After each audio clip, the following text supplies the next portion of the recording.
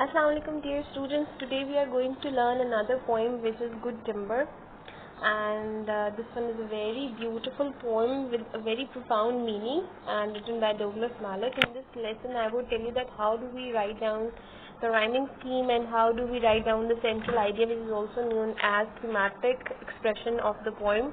And let's begin with reading first. The tree that never had to fight for sun and sky and air and light, but stood out in the open plain and always got its share of rain, never became a forest king, but lived and died a scrubby thing. So here he says that a tree who gets everything without any pain and toil and labor, and he doesn't have to go through the hard time in life, is always happy because he never grow actually in terms of something you can say challenging. So he's never challenged out to live for his survival in the forest. So he never becomes a forest king. That tree never becomes a forest king because he hasn't have a hard time in life. He gets everything according to the soil condition and he doesn't have to fight for that, and he lives and dies and doesn't learn anything. The man who never had to toil means to put labor, never had to work hard to gain and farm his patch of soil.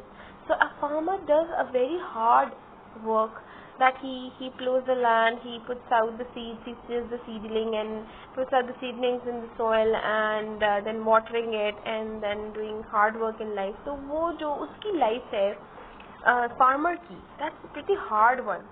तो जो farmers जो hard life spend करते हैं वो आम लोग नहीं करते, ठीक है. जैसे हम लोग हैं, हम इतनी हार्ड लाइफ नहीं स्पेंड करते. तो कहते हैं कि जैसे फार्मर एक हार्ड लाइफ जैसे स्पेंड करता है, तो जैसे अगर किसी इंसान को बना बनाया खाना मिल जाता है तो उसको तो पता ही नहीं है कि खाना बनाने के लिए कितनी मेहनत की है, उसे खाने की कितनी कदर करनी चाहिए. तो कहते हैं कि the man who never had to toil, जैसे हार्ड वर्क नहीं करना पड़ता और अपनी सॉइल की पैच की उसे खुद से उसकी गोडी नहीं करनी पड़ती. Who never had to win his share, जैसे अपने शेयर के लिए हिम्मत नहीं करनी पड़ती और हार्ड वर्क नहीं करना पड़ता. अब sun and sky and light in air never became a manly man. ठीक है, यानी वो ये कहना चाहते हैं कि one who doesn't work hard actually never grows out.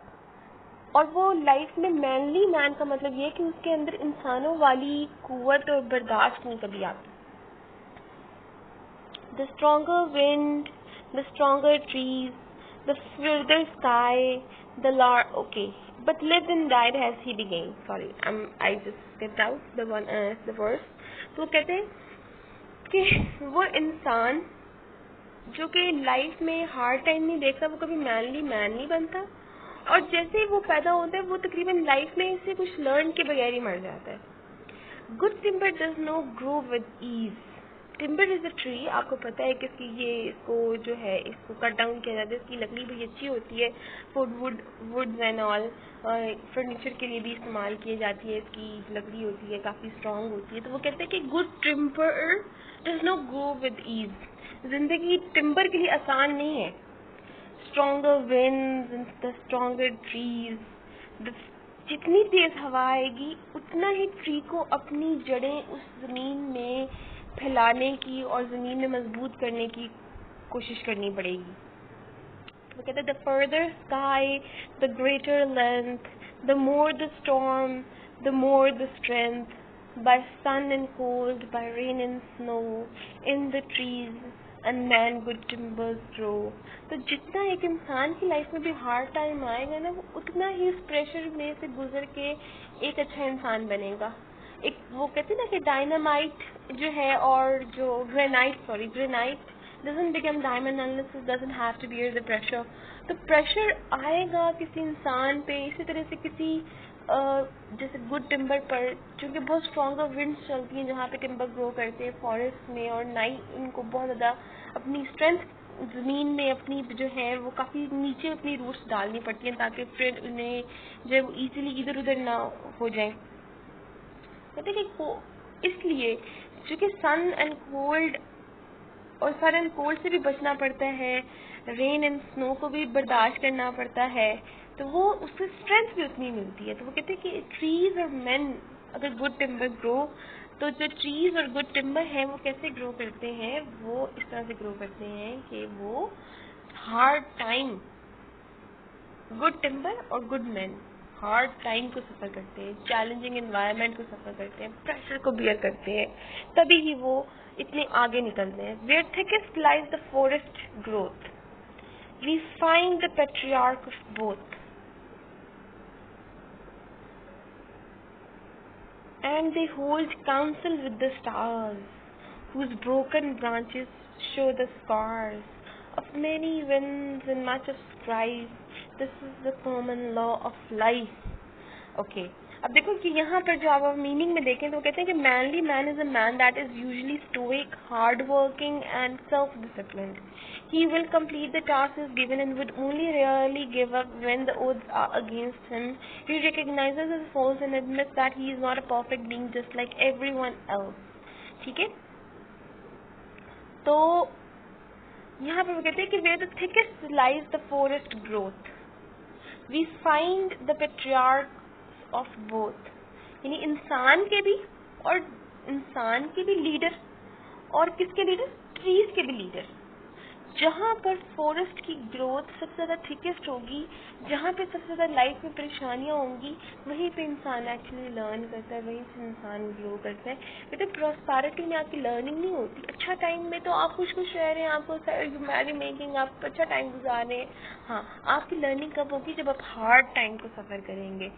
ठीक है, this is the common law of life कि जब भी कभी जैसे ब्रांचेस हैं, तेज हवाएं चलें तो वो उखड़ जाती हैं, तो वहाँ पर जब वहाँ से वो टूट जाती हैं तो वहाँ पे अपने पीछे स्कार्स छोड़ जाती हैं.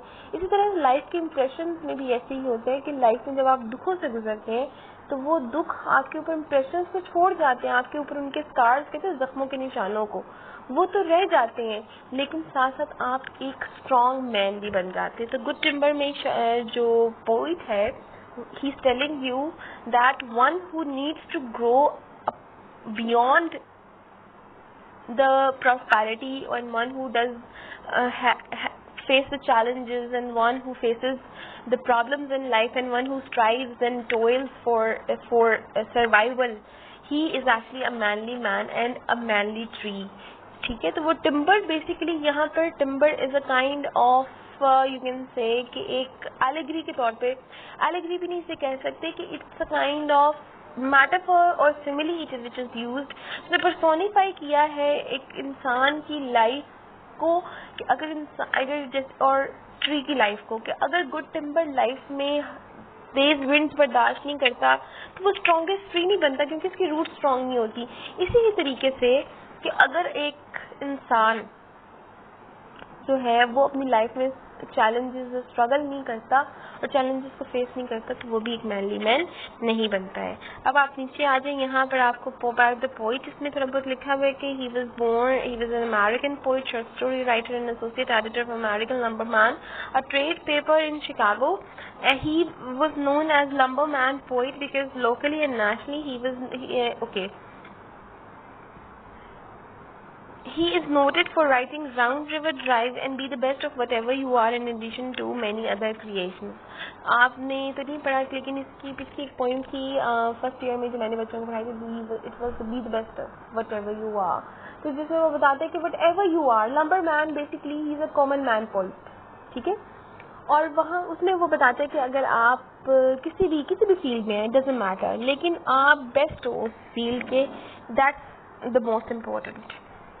अच्छा, आगे जो क्वेश्चन है उनको भी एक दफा डिस्कस कर देती हूँ मैं आपके साथ. What is the significance of the title the good timber. अब गुड टिम्बर बेसिकली, टिम्बर एक ट्री है जिसकी लकड़ी बड़ी हार्ड होती है, तो वो यहाँ पर कह रहा है कि जो यहाँ पर सिग्निफिकेंस ऑफ टाइटल है, it's not about the tree life but actually being in a tough role and growing ahead and moving ahead. अच्छा, what is good timber, how does a tree grow into good timber. अच्छा, यहाँ पर अगर आप देखें तो यहाँ पे it does not grow with ease, the stronger with the stronger trees. अच्छा, मैं जब आपके साथ अभी थोड़ी देर में जब जूम सेशन करूंगी तो आपने टिम्बर के बारे में विकीपीडिया से पढ़ कर आना है कि टिम्बर ट्री कैसे ग्रो करता है, उसकी सोइल कंडीशंस क्या होती हैं और टिम्बर जो है उसको ग्रो करना कैसा है। ठीक है, मैं आपसे ये सारा इसका आंसर फिर मैं आपको तब दूंगी। What according to Douglas Malloch is the fate of those people who do not work hard? तो कहते हैं कि they just die as they began. तो लाइफ में उनकी लर्निंग कुछ नहीं है।